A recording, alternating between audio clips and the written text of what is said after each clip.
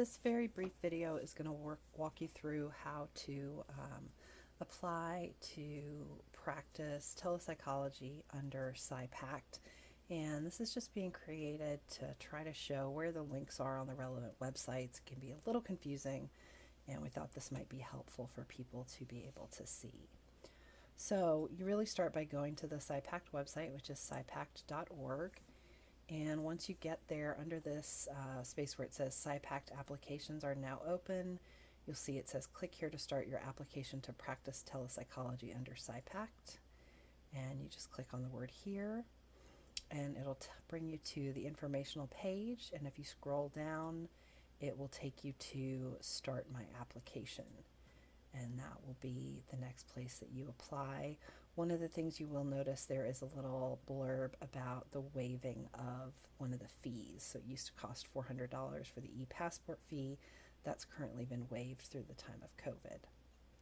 So then you have to go through the process of creating a login for yourself. So you click register as a new user unless you happen to already have a login for ASPPB. And so you kind of see, this is me just going through the process here, making sure my information is in there and choosing a password.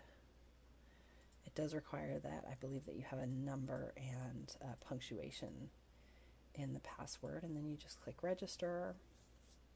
And then you have to check your email, and it'll ask you to confirm this is called PsyPro, is their application process. So you confirm your PsyPro account in your email box, and then it should bring you back to that PsyPro website.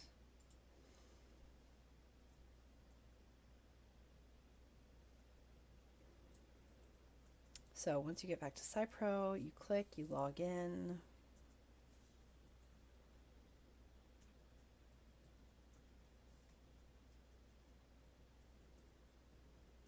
And then you're at the main demographics page, and that's the first thing it's going to ask you to put in. So this will be things like name, mailing address, all of your basic information, no matter what you're going to use the PsyPro account for. So I've skipped over the part where I'm adding in all my information, but once you've done that, you hit save as complete, and then you get to this main page.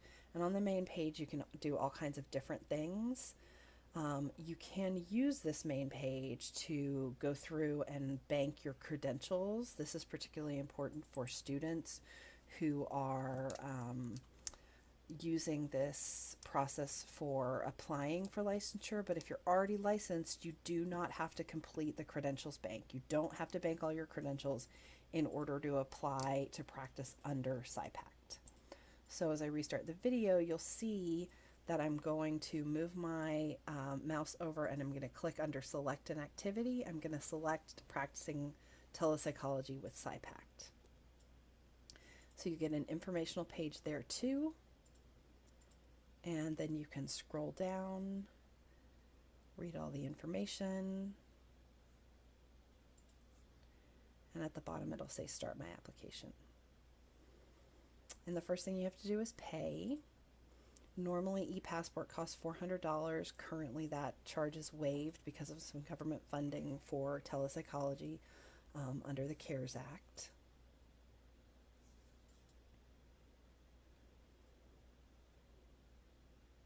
And again, it brings you to an informational page, read all the information, scroll down to the bottom, hit continue.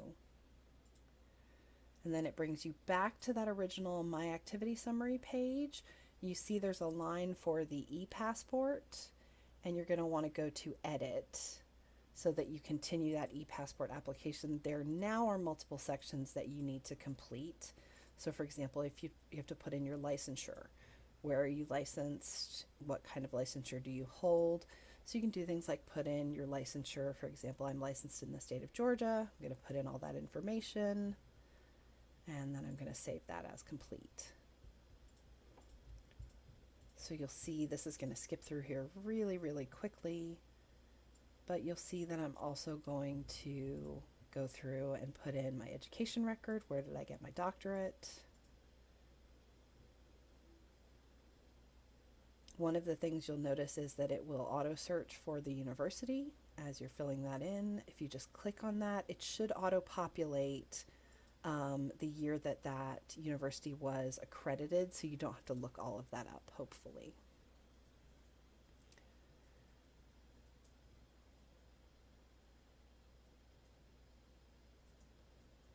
You can upload documents to go with that. You don't necessarily have to. One of the things that's going to happen when you get to the end of this list is it's going to ask you to have your graduate school of record send your official transcripts to ASPPB. And you can't complete this process without that official transcript being recognized and received by ASPPB. A lot of graduate schools send this through an online platform. Mine was received by ASPPB within 24 hours. So that was a really easy piece of this in the end, but you do want to make sure that that happens.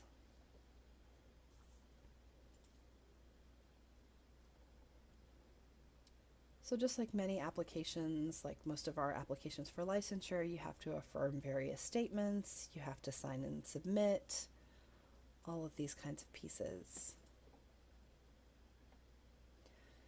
And there are options to add supporting documents if needed. You have to read and acknowledge various things about what the e-passport allows and doesn't allow you to do, things like that.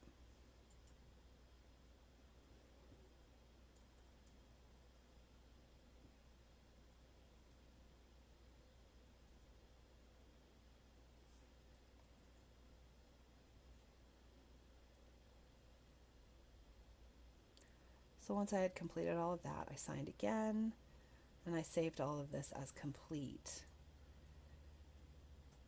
So once I got to the end of this document, I couldn't continue until ASPPB had registered that they had received my official transcript. And so you can see in another short clip that I was kind of at a pause point where I had everything submitted, but in this last row, submit for review, I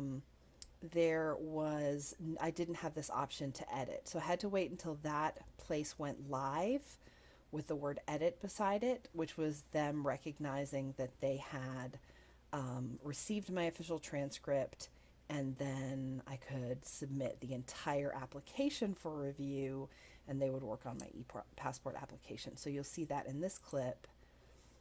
Let me see if I can get it to play. So you see if I scroll down, my official transcript now shows up as uploaded by ASPPB. So they've received my official transcript, and now that they have logged that as received and approved, I can now go to submit for review, and I can complete my e-passport application, submit it to ASPPB, and then they will communicate with me about anything further that they need or when this has been approved. So you go in there to edit, you complete all of these attestations, and you scroll down and submit for review.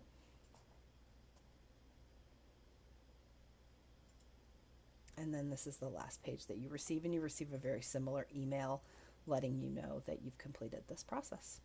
I hope this helps anybody that's going through this. Good luck.